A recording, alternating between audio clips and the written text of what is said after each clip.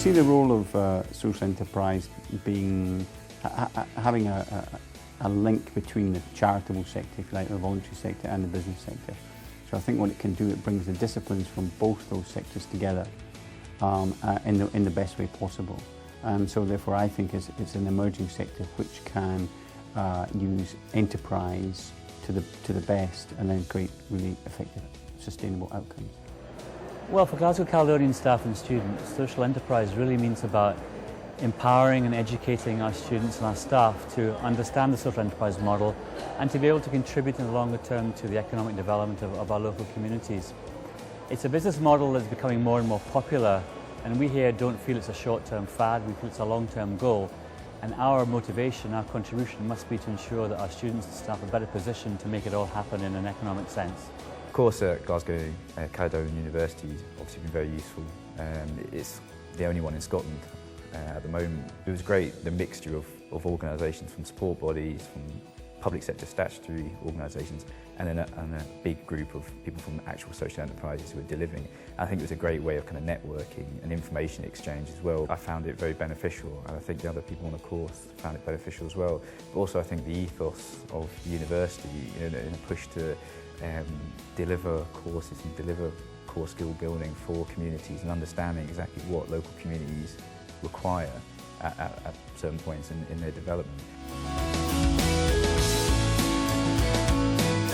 It is about policy, it is about the environment in which social enterprises work, it's about the challenges that are faced by social enterprises, it's about financing social enterprises, marketing them, evaluating them and monitoring them and measuring them. And we bring in experts through our partnership with the Social Enterprise Academy.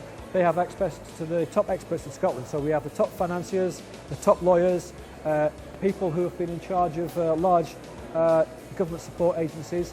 We have a diverse range of speakers, we have a fairly diverse range of teaching and learning methods, and in total, by the end of the programme, they've got a knowledge of how their organisation works within a larger framework. I think it's a growing model. I think it will develop in Scotland. We have a big social conscience in this country. Let's capitalise on that. And I also think it's worth bearing in mind that in terms of opportunities overseas in developing countries, in terms of poverty alleviation, the multilaterals such as the World Bank, DFID and so on, these other organisations whose mission is to reduce poverty and alleviate poverty, they're looking to make these social entrepreneurs more active in these countries. They're learning what is the model, how does it work, where does it go wrong. So I think with people from this country being trained in this area, there are opportunities not just in Scotland but in overseas areas to put these mechanisms into force for developing a better world in general, not just in this country. I think Glasgow Caledonian University actually is trailblazing, certainly in Scotland in this area.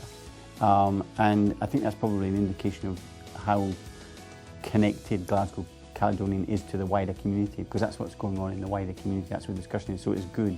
I mean, some of the things Glasgow Caledonian University is doing, linking up with Grameen, for example, which, I've seen some of that stuff, and that's very pioneering and could be very, very impactful in Scotland. So I think Glasgow Caledonian University is really connected in there. It's really, really good to see.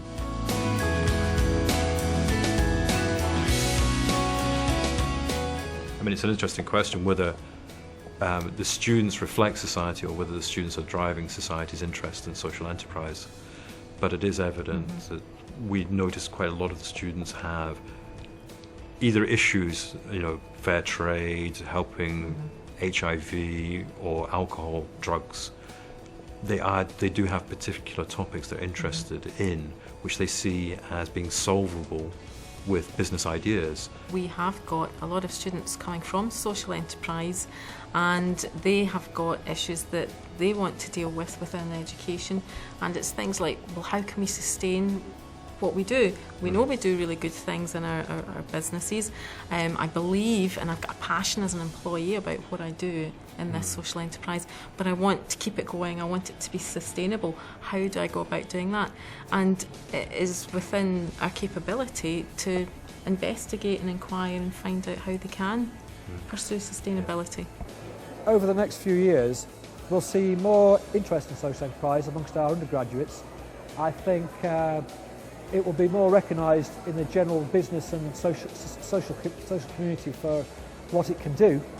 and so there should be a gradual growth in that area of provision, I think. Glasgow Caledonian is ahead here, probably in the UK just now, and full credit to it.